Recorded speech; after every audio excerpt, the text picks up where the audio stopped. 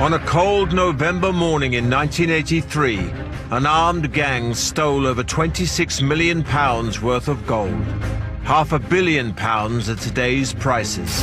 The bullion thieves forced their way into the top security depot beneath the Heathrow flight path just after 6 o'clock this morning. They've just pulled off the gold bullion heist of the century. The raid was so huge that the price of gold across the world shot up. That meant the gold they'd stolen had gone up by £1.1 million in value. The Brinx bullion heist is still the biggest, most notorious armed robbery to ever take place in the UK. It's also one of the most vicious. They've thrown petrol all over me. They told me, do what we want or we'll burn you alive. The level of brutality was exceptionally high in the Brinx case.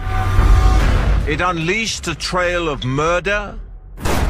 People would have to pay up, and people don't want to pay up, and that's why people are dead. Betrayal.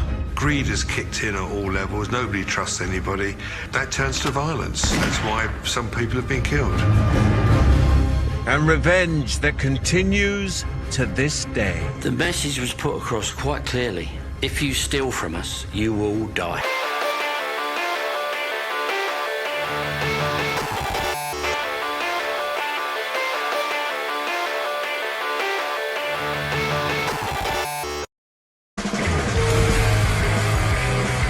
'80s Britain is a turbulent era.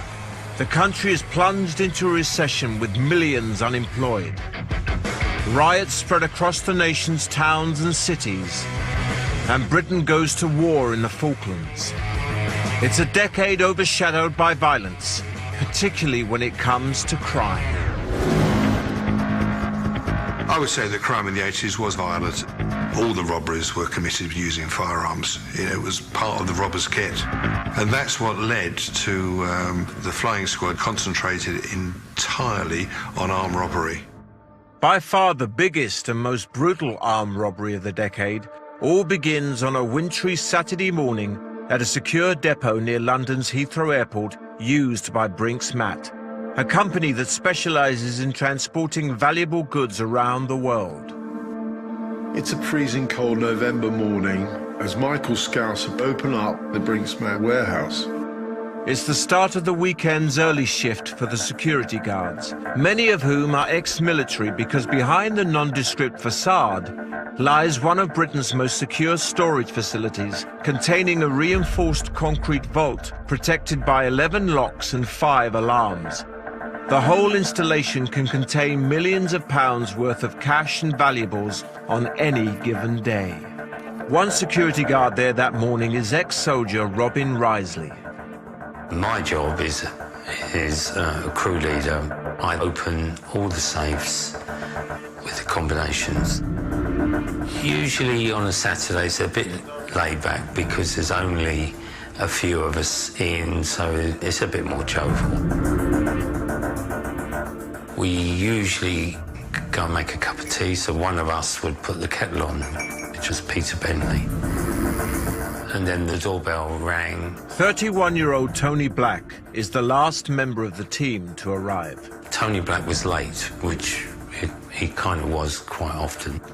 That morning, it was normal, you know, including Tony and Michael Scouse, Peter Bentley, just a normal day at the office. But this is all about to change. We're drinking our tea, having a chat, and all of a sudden...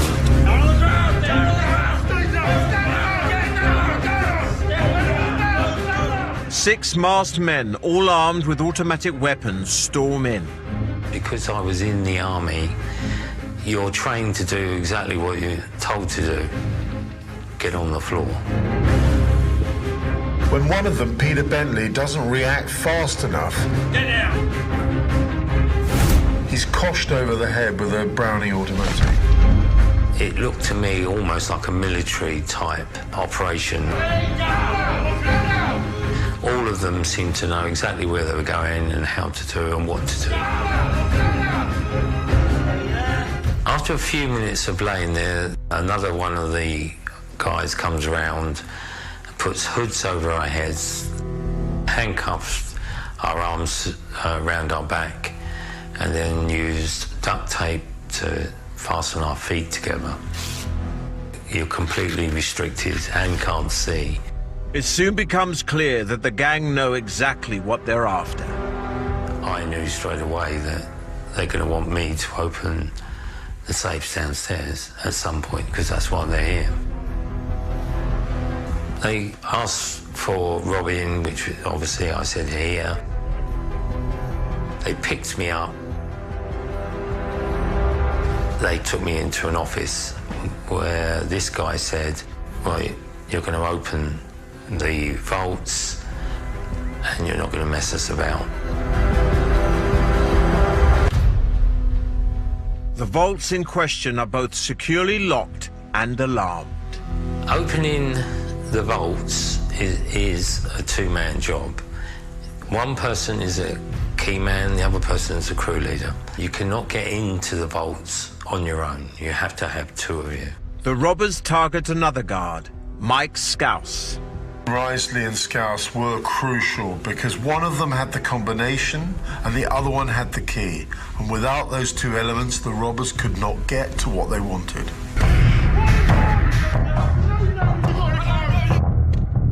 The gang ensure results through fear. They've thrown petrol all over me. They told me, you've got to do what we want or we'll burn you alive or kill you. And they've taken us down to the vaults. This is a high security vault. They need a specific code in order to get in to where the money is. They've got through the first door, but they still have the second door before they'll get to what they're after. It's the same situation all over again for that second door. Now the gang are just one tantalizing step away from their goal.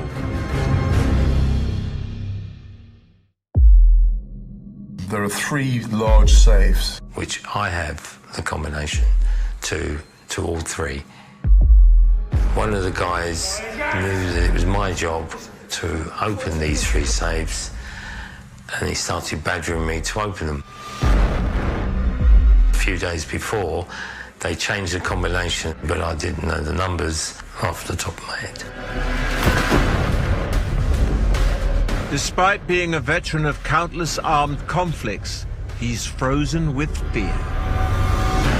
So I tried to pretend I knew what I was doing, but actually I didn't have the numbers with me, and I knew we weren't going to get into these safes. The atmosphere is really tense. Risley knows that not being able to remember that code could cost him his life. I thought that was the time, if any, this could end nastily. Armed and incredibly dangerous, the gang are about to make a discovery that will shake them to their very core.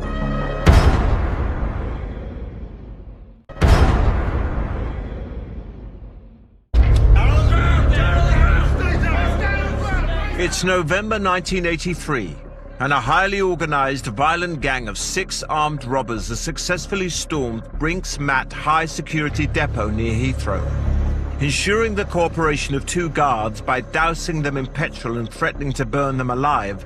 The gang have only taken 30 minutes to get to their goal of 3 safes where they hope to find millions.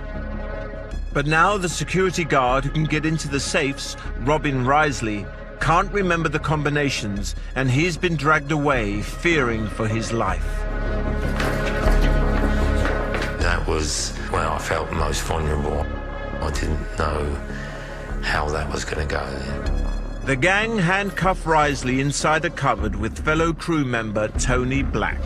So at that point, it was relief, because I think if they were going to do anything else, they'd have done it and not put you in the cupboard. Downstairs in the vault, it's looking like the gang are going to have to leave empty-handed until they notice a pallet of drab grey boxes. They start opening those containers, and then to their utter shock and delight, they see that they're filled with gold. Incredibly, there are a total of 76 boxes containing 6,800 gold bars, weighing nearly 3 tons, that were waiting to be transported abroad. It's worth over £26 million, which at today's gold prices would be a staggering £500 million. Lee Sturley's family were involved in the robbery. They didn't realise that there's a big prize to be taken, right? And when they stumbled on it, they decided to just take everything. Greed kicks in, and they would have thought, we can take this and worry about it later, and that's what they did. Coming across 3 tons of gold rather than the couple of million they were expecting seems like a bonus to the gang. But they have no idea that taking it all is a decision that will haunt them for the rest of their lives. They've just pulled off the gold bullion heist of the century. But less than 30 minutes after the gang have left, a member of staff manages to free himself and call the police.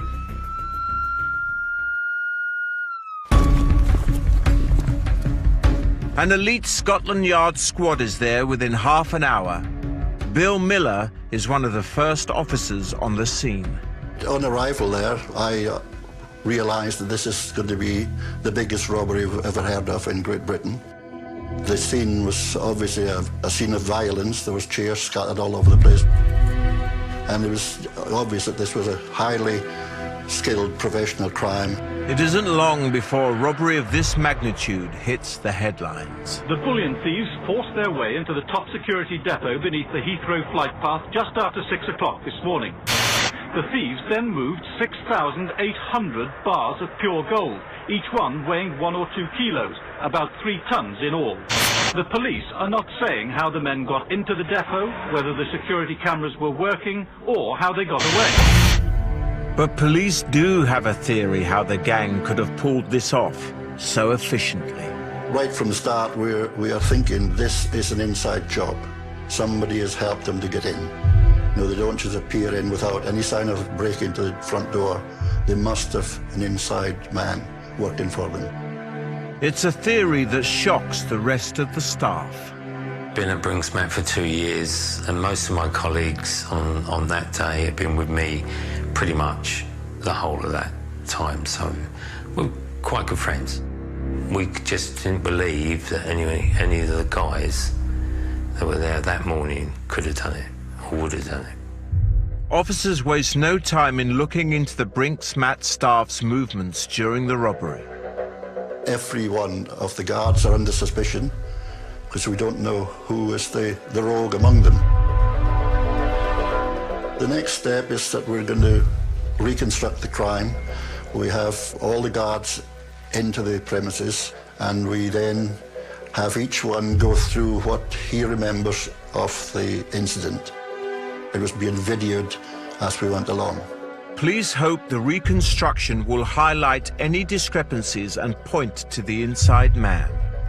Now, while we were videoing Tony Black, he was asked if he saw the getaway vehicles. Black says he'd been forced to operate the controls to open the shutters and allow the robber's van into the warehouse during the heist. From where you were standing, could you see the shutters open? No, I was looking in the corner like. So he was asked then to stand in the position which he was when he was opening the doors. I think I may have even been closer because I was doing it like that rather than like that, so it must have been about here. He had to stand with his nose right up in the corner, otherwise he must have seen these getaway vehicles. And immediately we all went, hello, here's our rogue man. Believing they're onto something, police look into Black's background in more detail, and what they uncover is unbelievable.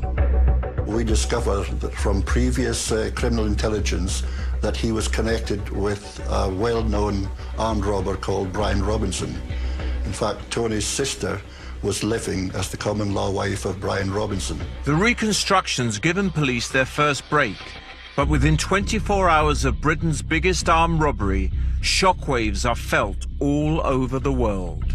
And because so much gold had suddenly been stolen and taken off the market, the value of gold in general was going up even faster than usual. And ironically, that meant the gold they'd stolen had gone up by £1.1 million in value. The gang's unexpected haul may have increased in value, but it doesn't mean much if they can't get rid of it. And back in southeast London, they're having a nightmare. Stealing the gold was the easy part. It's when you've got to turn it into money, then the problems begin. In the underworld, words got out to all the criminal fraternity in the area that these people have got a large amount of gold to dispose of and turn it into cash. And that's when the vultures appear. Because the stolen gold is 100% pure and incredibly rare, it needs to be melted down and disguised before it can be cashed in. It's not a normal commodity that you can dispose of. I mean, it's a sudden influx of gold onto the market would obviously show up. If you want to try and convert it back into cash, you need to have people who in the industry who are able to do it for you. They didn't have any of that. With no other option, the gang has to go out of their circle of trust to find criminals who know what to do. Involving outsiders is their second big mistake, and will trigger a spree of murder and mayhem that will stretch over decades. Any villain who moves in a circle with which he's not familiar is taking a risk, because the people that he normally deals with, he knows them. He might know them from prison, he might know them from growing up in the street with them. So I think that they take a real risk when they go outside of their own familiar territory. One of the first criminals they go with is a Kent-based gangster and known fence called Kenneth Noy. The Brinx mat robbers felt that they could approach Kenneth Noy to launder the gold and turn it into money. And they trusted him, which was a very foolish mistake. Kenny Noy was a guy that played two ends against the middle. He was a manipulator and a wheeler dealer and a thug on top of all that. I wouldn't trust Kenneth Noy as far as I could see him. With the gang looking for ways to turn the gold into cash, just a few days after the heist, police are questioning the person they think is the inside man. Tony Black is sticking to his story. He's an innocent guard, the same as the other ones. And when the name of Brian Robinson is put to him, the change comes over him then. You could see he was now a really worried man. So we leave him alone for a while, let him think over it.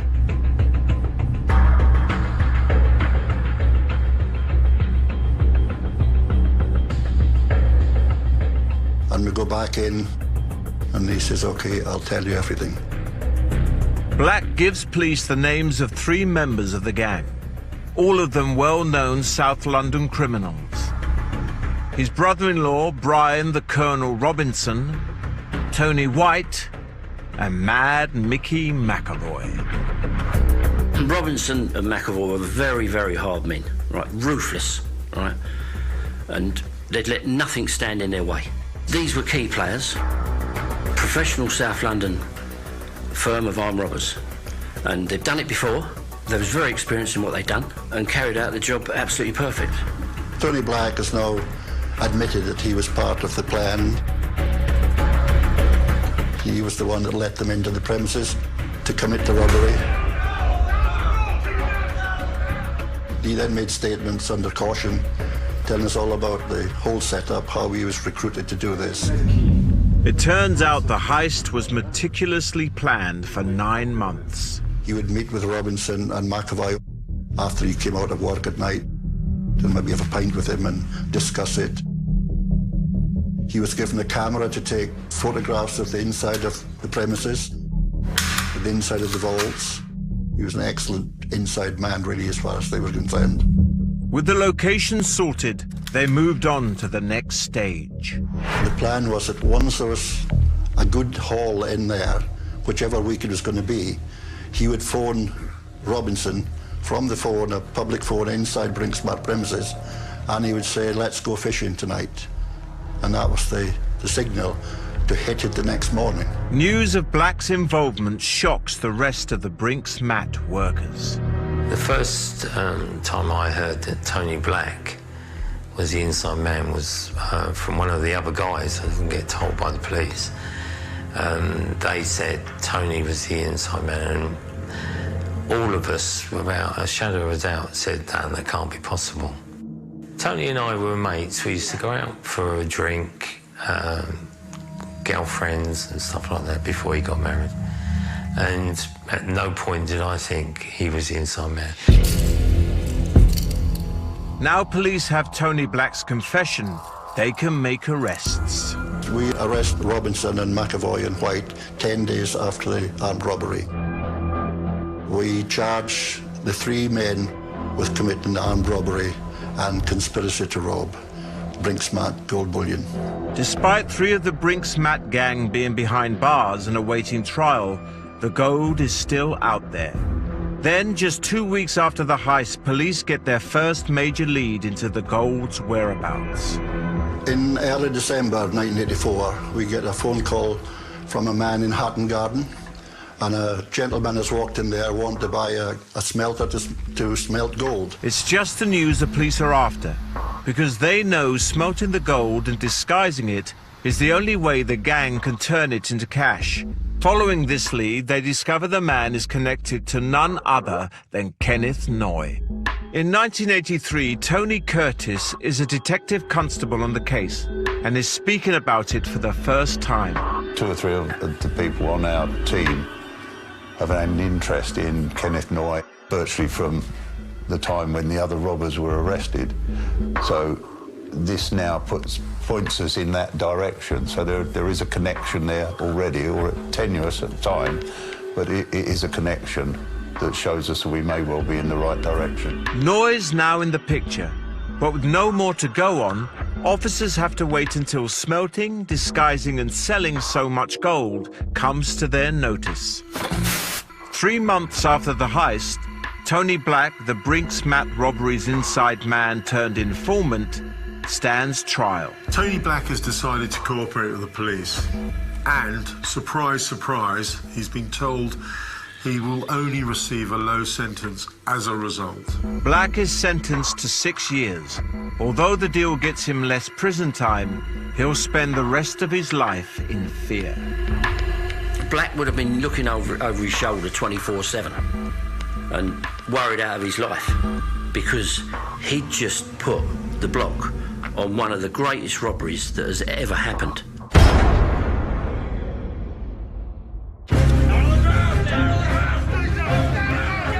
It's just over 3 months after Britain's biggest armed robbery, when over £26 million worth of gold bullion was stolen by a gang of 6 vicious robbers from the Brinx Mat depot near Heathrow Airport.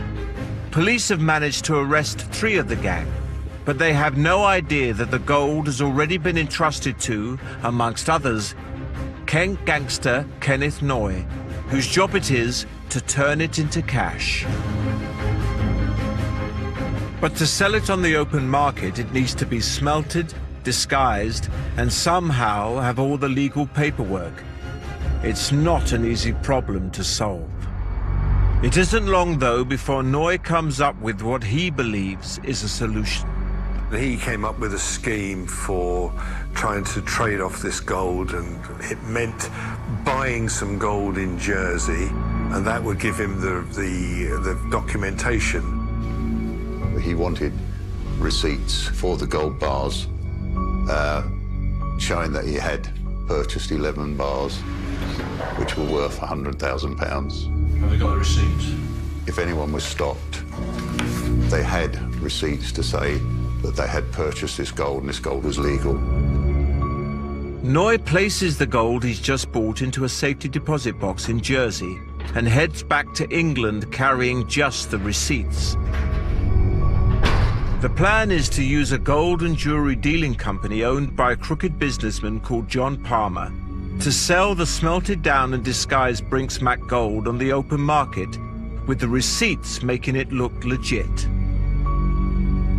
11 bars of smelted gold are delivered to them, complete with 11 receipts, which of course Kenneth Noy got from that bank in Jersey.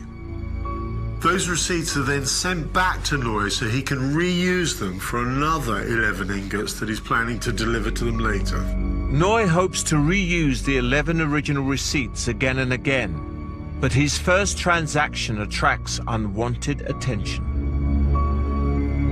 The bank official dealing with Noy finds his behavior very suspicious, and the transaction itself is very unusual, so he decides to contact the police.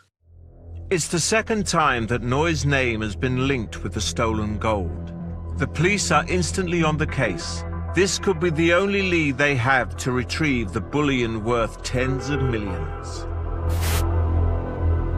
It's now a year after the heist, and the 3 gang members already arrested, Robinson, White and McAvoy, are in court for the Brinx mat robbery. All 3 plead not guilty, but the prosecution have their key witness, inside man Tony Black. He links the robbery to his own brother-in-law. He provides evidence that points them in the direction of Mad Mickey McAvoy, not to mention Tony White, the so-called King of Catford. McAvoy and Robinson are sentenced to 25 years, but White gets off on a technicality and walks away a free man. McAvoy has been sentenced, he's got 25 years in prison, and he's expecting a big pot of gold when he's released. The police may have more convictions, but over a year after the Brinx mat raid, the stolen bullion is still out there. Yes, Until they have enough evidence to nail Noy, the gold will continue to disappear as it's sold off through dodgy dealer John Palmer. They're selling the gold back to some of the most respectable gold bullion dealers in the world. Incredibly, the very dealers who lost gold in the robbery are buying it back. All the while, police are closely watching the only lead they have, hoping to get a break. We're keeping our surveillance going on Kenneth Noy and the associates that we've seen coming and going from his address. We are confident that we're looking at the right people. It's just finding evidence to substantiate that. 14 months after the robbery, that break comes in the most tragic of circumstances, when an undercover surveillance team moves in for a closer look. John Fordham and Neil Murphy went into the grounds of Kenneth Noy's property.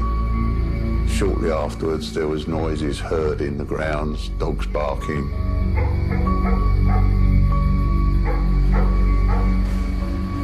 Neil Murphy came out over the back wall, calling for John to come out.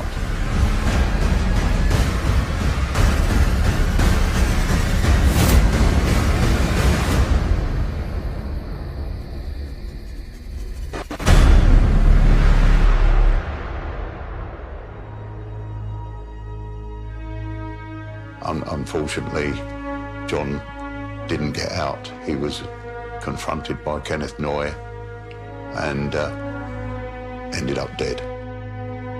John Fordham had been viciously stabbed 11 times.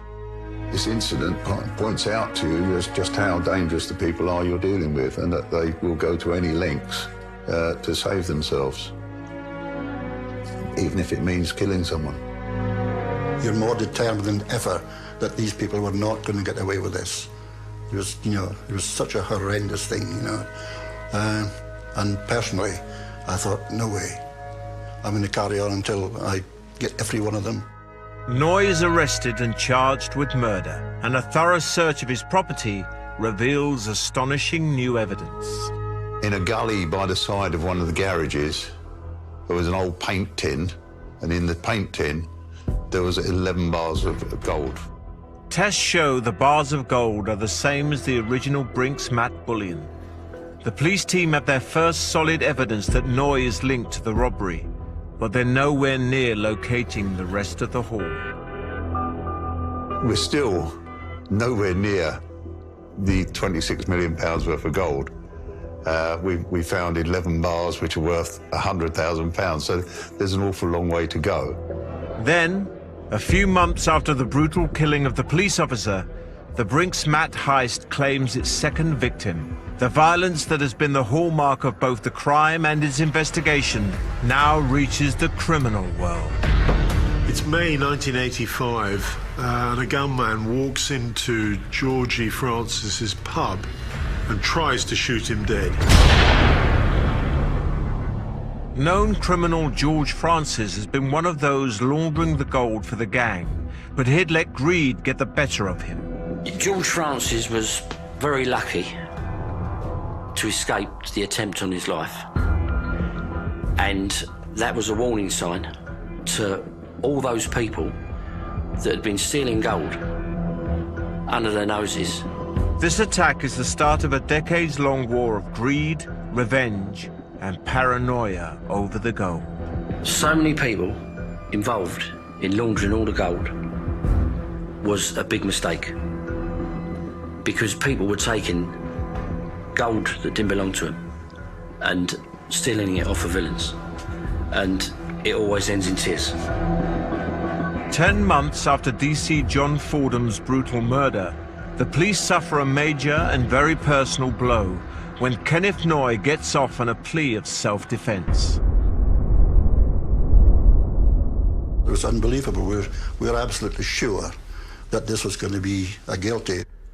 It seems amazing that an unarmed man can be stabbed 11 times and a jury can find that that's a justifiable killing. Stunned by the verdict, police are determined to make Noy pay, and he's immediately rearrested and tried, this time for being in possession of the 11 bars of stolen gold. 8 months later, Noy's trial ends. Noy is jailed for 13 years and fined £250,000 for the bullion. He screams at the jury, "I hope you all die of cancer." There was some justice for the death of John Fordham, I think, more than anything else. With Noy's conviction, the hunt for the gold is about to move in a new direction. Our discovery of the gold in the smelted state has now sort of brought home to us that all the gold may well have been smelted. If it's been smelted, then it's being laundered, and that means tracing it has become more difficult, as the police are now chasing cash, not gold. It's just a case of tracking from the bank accounts where each deposit went, where it came from in the first place, and it just went in a vicious circle and went all over the place, very convoluted. The problem for the police is that the money from the gold is being invested in schemes like the 80s Docklands property boom. And as these make a profit, the money is then mushrooming and mutating, making it virtually impossible to track. Almost 3 years after the robbery, the syndicate of Lloyd's insurers, frustrated by the lack of results, launches its own investigation in a bid to recoup the millions they paid out in the aftermath of the heist. The investigator chosen is Bob McCunn, and he has a very different approach to that of the police. The police are concerned to ensure that criminals are put in prison. My job is different. I'm not after vengeance, I'm not after prosecution, I'm simply after money. By 1989, over 5 years after the robbery, the investigations, both criminal and civil, are still crawling on with few results. But then the death toll of those related to the Brinx mat robbery starts to rise. It's 1989 and accountant Terry Goodham and his girlfriend are both murdered and their bodies dumped in Epping Forest. The rumours were that the pair had cheated people out of the proceeds from the laundered gold. The message was put across quite clearly that if you steal from us, you will die. With at least 3 people now dead and 1 seriously injured, the death toll continues to rise, and the police investigating the robbery begin to face a new challenge in recovering the haul. Anybody involved with Brinx mat who got substantial sums of money out of it would have been likely to have invested in drugs. The rise of the drug ecstasy in Britain came about because a lot of the Brinx mat cash was used and then invested in massive shipments of the drug. We can see money being spent on drug habits. We could see money being invested in projects that were clearly scams. I mean, there are criminals who feed on criminals, and so we traced money in a number of cases that just disappeared into the sand. While Brinx matte gold helps fuel the rise of ecstasy, almost 7 years after the heist, the gold's legacy of greed, betrayal and revenge is at the root of yet another gangland death. This time it's former great train robber Charlie Wilson, who's shot dead by a hitman in Spain.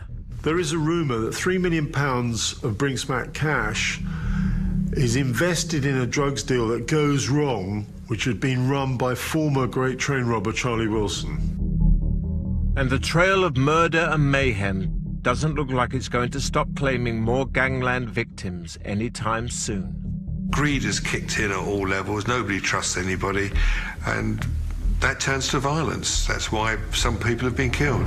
Donald Urquhart is shot dead by a hired assassin as he leaves a pub in Marylebone, West London.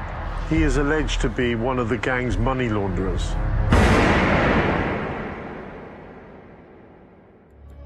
Away from the violence, insurance investigator Bob McCann manages to get a meeting with the main gold smelter, Kenneth Noy, when he's released from prison in the summer of 1994.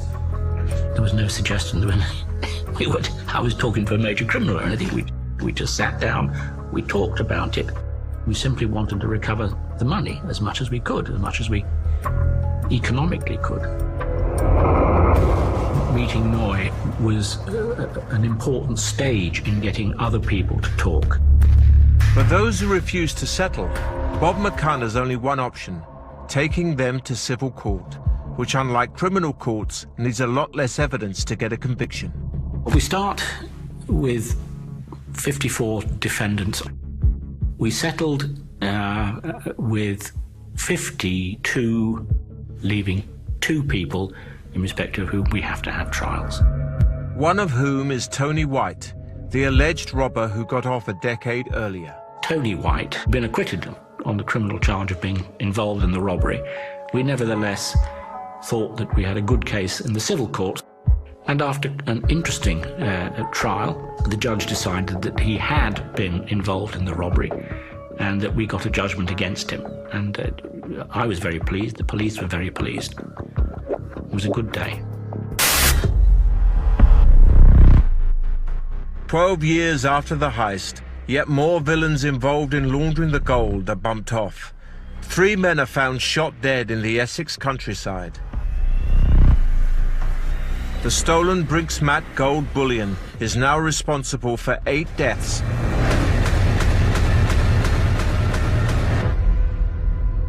And there are more to come. All these murders over this gold came about and it was put across like a warning shot to anyone that had taken money that didn't belong to them.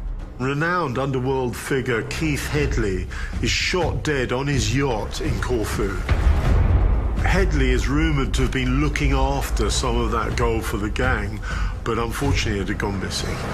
Getting rid of that gold is proving so stressful to a lot of the participants and their associates in the underworld that there is a feeding frenzy going on, and that death toll looks set to rise. Violence surrounds the robbery and all those involved. Kenneth Noy has been out of prison for 2 years and he's back in the headlines.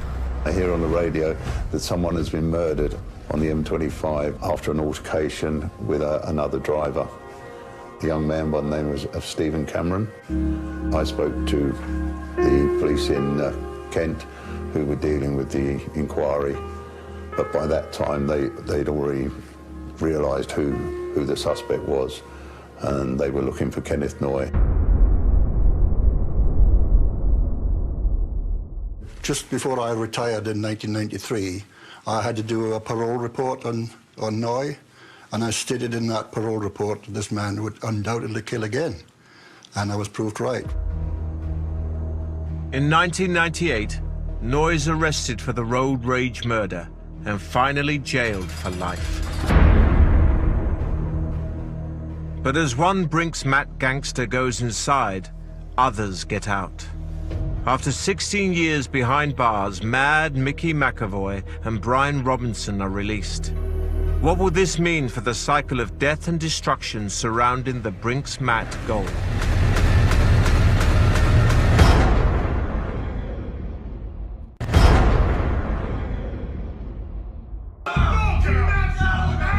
It's now 16 years since over £26 million of gold bullion was stolen from the Brinx Mat depot near Heathrow.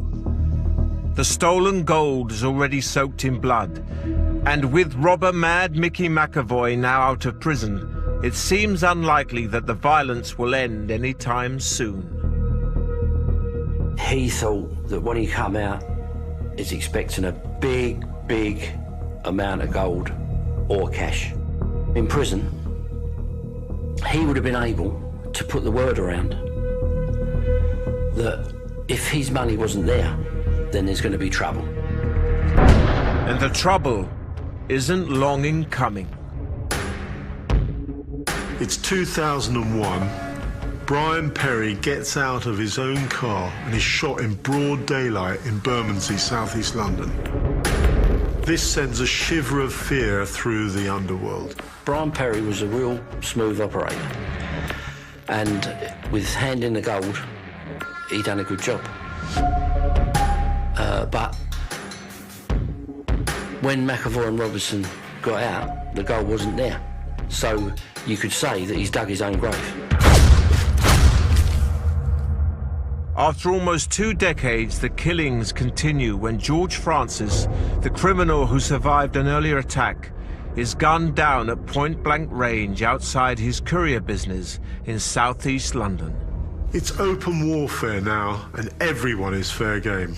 The ones who went to prison were expecting those that didn't go to prison to have disposed of it for them and kept the cash for them. But, you know, if you're expecting thieves to do that, you're expecting too much. Then in 2004, insurance investigator Bob McCann's 18-year mission to recoup the proceeds of the robbery finally comes to an end. I think the total we recovered, it's over 27 million. It's like fishing in a very dark, deep pool. You only know what you get out. You've got no idea what might be swimming around in there. We think we got about between a half and 2/3 of the proceeds of the gold. There may be some more out there. We did certainly identify lots of money that disappeared, that couldn't be recovered. The Brinx Mat villain's epic conversion of gold into cash brought more money into this country than any other crime in history. And even though police and Bob McCann have managed to get some of the gold and proceeds back, it's nothing compared to what is still out there. We recovered about £18 million worth of it, but who knows what happened to the rest of it. There may be some left, who knows? I was given information from a very good source that the rest of the gold was buried and a swimming pool built over it so that no one could find it. The lure of the gold and the greed and violence that surrounds it is still as powerful as ever. Even today, a new generation of British gangsters are locked in battle with each other over the remaining gold. That they believe the gold still lies secreted in the lockups of South London and the fields of Kent. But it isn't just the gold's lurid legacy that lives on. Although more than 30 years have passed since the fateful November morning when 6 armed robbers decided to take almost 3 tons of pure gold, the robbery's victims are still trying to come to terms with it.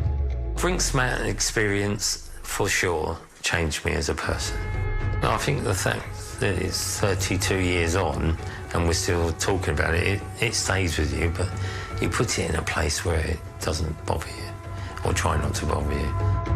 Even after all this time, the death toll doesn't look like ending. A lot of people were involved in Brinx Mat, and a lot of wrong people. And as an old friend of my family said, you mix with dogs, you get fleas. And that's what's happened. It seems like many of those involved in Brinx, Matt, are being picked off like targets at a funfair shooting range. Nothing surprises me now that comes up, you know, which is allegedly linked to the Brinx, Matt. The robbery transformed not just Britain's criminal underworld, but the face of Britain itself. The knock-on effect of the Brinx Mat robbery has spread its tentacles across all sorts of areas, hoping to unleash a tidal wave of illegal drugs and accompanying violence. That spiral of violence linked to anyone involved with the Brinx Mat gold bullion robbery is still very much in evidence even today. In the summer of 2015, the heist claimed its latest victim, the man who sold Noyes smelted gold for him, John Palmer. John Palmer had been crossing other criminals, ripping them off, and making hundreds of millions of pounds out of being a criminal. He's made a lot of enemies of people that have been defrauded, people who have lost their savings, and he always seems to be living the life of Riley. Only 4 people known to be directly involved with Brinx Mat haven't been cast in the gold shadow of death: McAvoy, Robinson, White, and Noy. They've all survived the so-called curse of Brinx Mat, and no one knows why.